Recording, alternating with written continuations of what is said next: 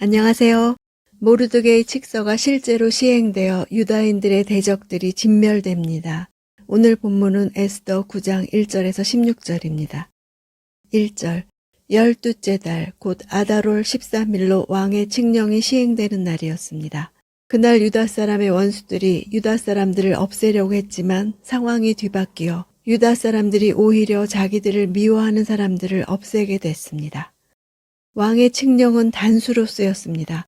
아다롤 13일에 내린 왕의 칙령은 하만과 모르드게의 두 가지였으나 단수로 쓰인 이유는 하만의 칙서가 형식상으로는 유효했지만 사실상 모르드게의 칙서에 의해 대체되었기에 실제 효력을 발휘할 수 있는 것은 모르드게의 칙서 하나뿐이었기 때문입니다. 유다 사람의 원수들이 유다 사람들을 없애려고 했다는 말은 강의형을 써서 그들이 유다인을 제거하기를 강력하게 소망했음을 보여줍니다. 이것을 볼 때 단지 하만과 모르드게 사이에 있었던 사적 갈등만이 이 전쟁을 유발한 것이 아님을 알 수 있습니다. 이스라엘과 아말렉은 오래전부터 적대 관계에 있었고 당시 다민족 사회였던 페르시아 내에는 주도권을 잡기 위한 민족 간의 갈등이 끊임없이 있어 왔습니다. 때문에 모르드게가 하만에게 절하지 않는다는 이유로 그와 그의 백성을 도살하려고 했던 사건은 유대민족과 그들의 대적들과의 극심한 갈등을 나타내는 하나의 신뢰에 불과합니다.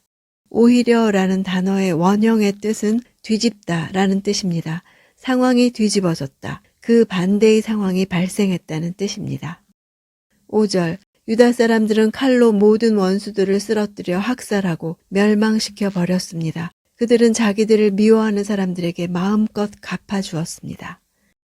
학살하고 멸망시켜 버렸다는 표현은 하만의 조서와 모르드게의 조서의 내용 가운데 공통적으로 포함되는 내용입니다. 칼로 쓰러뜨리고 학살하고 멸망시킨 것은 사실상 모두가 같은 행위를 일컫는 말인데 중복해서 쓴 이유는 유다인들이 그들의 대적들을 철저히 제거했음을 강조하기 위해서입니다. 마음껏 갚아주었다는 표현은 앞서 왕이 술을 마실 때 억지로 하지 아니하고 각 사람으로 마음대로 하게 명령한 단어와 같은 단어입니다. 제한이 없음을 뜻합니다. 유다인들이 그들의 대적들을 제거함에 있어서 마음껏 갚아주었다는 것 역시 어느 누구의 제한도 받지 않았음을 의미합니다. 6절, 수산 왕궁에서 유다 사람들이 죽인 사람은 500명이었습니다. 여기서 강조되는 말은 수산 왕궁입니다. 유다인들의 대적들의 숫자가 많음을 강조한 것이 아닙니다. 왜 도성 수산에서는 이틀이었는지 이런 일이 불임절을 제정함에 어떤 영향을 미쳤는지를 설명하기 위함입니다. 7절에서 10절, 또 그들이 죽인 사람은 바산다다, 달본, 아스바다, 보라다, 아달리아, 아리다다, 바마스다, 아리세, 아리데, 외사다였는데 그들은 함무다다의 아들인 유다 사람의 원수 하만의 10 아들들이었습니다.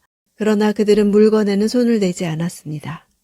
히브리어 성경을 보면 그들의 이름과 직접 목적어 기호가 평행으로 두 기둥처럼 10줄로 길게 나와 있습니다. 마치 시각적으로 그들이 처형되어 있는 인상을 줍니다. 저자가 하만의 10 아들의 이름을 일일이 나열한 것은 하만의 완전한 파멸을 나타내기 위함입니다. 하만은 자신의 부귀영화와 더불어 아들이 많다는 사실에 대해 무척 자랑스럽게 생각했고 이런 것들은 그의 교만을 더욱더 부추기는 요인으로 작용했었습니다. 그러나 그의 죽음과 함께 이 모든 것들이 하나씩 사라져갔습니다. 그의 명예는 그가 나무에 매달림으로 땅에 떨어졌고 재산은 에스더의 손에 넘어갔으며 그의 권세는 모르드게가 차지했습니다. 이제 아들들의 이름을 일일이 나열함으로 하만의 마지막 잔재를 깨끗이 지워버립니다. 하만의 아들들이 아무런 행동을 취하지 않았다면 유다인들이 이들을 도륙할 근거는 없었습니다. 그들은 유다인들의 학살을 시도했음이 분명합니다. 당시 페르시아에서 상당한 권한을 지니고 있었을 이들은 그날을 위해 준비했을 것입니다. 일일이 그들의 이름이 거론된 것은 이 사건이 역사 속에 실제 일어났던 사건이며 명문 가문이었던 하만의 아들들의 이름이 당시 사람들에게 잘 알려져 있었을 뿐 아니라 그들의 죽음이 당시 사람들에게 깊은 인상을 남겼기 때문일 것입니다. 13절, 에스더가 대답했습니다. 왕께서 기뻐하신다면 수산성의 유다 사람들이 내일도 오늘처럼 칙서대로 그렇게 할 수 있게 하시고 하만의 10 아들의 시체를 나무에 달게 하소서. 에스더는 제국의 나머지 지방에서 무슨 일이 일어났는지 알 길이 없습니다. 제국의 변방에서 소식이 오는데 여러 주가 걸릴 수도 있습니다. 그녀는 적어도 수도 수산성에 있는 대적만큼은 철저하게 진멸하려고 했습니다. 수도 수산에서 대적이 진멸된다면 제국 전역에 이 소식이 전해져 대적들이 더 이상 전의를 불태울 수 없게 될 것입니다. 나무에 매다는 것은 저주받았음을 의미합니다. 에스더가 굳이 이런 일까지 요구한 것은 하나님의 백성을 대적하는 자들이 얼마나 비참한 운명에 처해지는지를 확연하게 알게 함으로써 유다인에 대한 적대 의지를 무력화시키기 위해서였습니다. 15절 수산성의 유다 사람들은 아달월 14일에도 모여 수산성에서 300명을 죽였습니다. 그러나 물건에는 손을 대지 않았습니다. 물건에 손을 대지 않았다는 말을 반복하는 이유가 있습니다. 그 전쟁이 방어와 보호를 위한 정당성이 있는 전쟁이지 약탈을 위함이 아님을 보여줍니다. 또한 이것은 사무엘상 15장을 생각나게 합니다. 모르드게는 사울의 후손이며 하만은 아말렉 왕 아각의 후손입니다. 거룩한 전쟁에 있어서 완전한 파괴를 나타내는 히브리 단어 헤렘은 거룩한 전쟁에서 결코 개인을 위한 재물 축적이 있어서는 안 됨을 나타내는 것입니다. 악한 세력에 대한 하나님의 거룩한 진노를 집행하는 것이기 때문입니다. 사울 왕은 진멸해야 하는 거룩한 전쟁에서 아각을 죽이지 않고 사로잡고 그 재산을 탈취해 하나님이 사울을 왕 세운 것을 후회하고 그를 버리게 했습니다.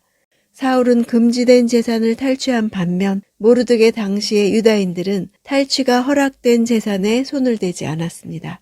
이 전쟁이 거룩한 전쟁임을 나타내는 동시에 과거 사울이 범한 잘못을 바로잡고 있음을 부각시킵니다.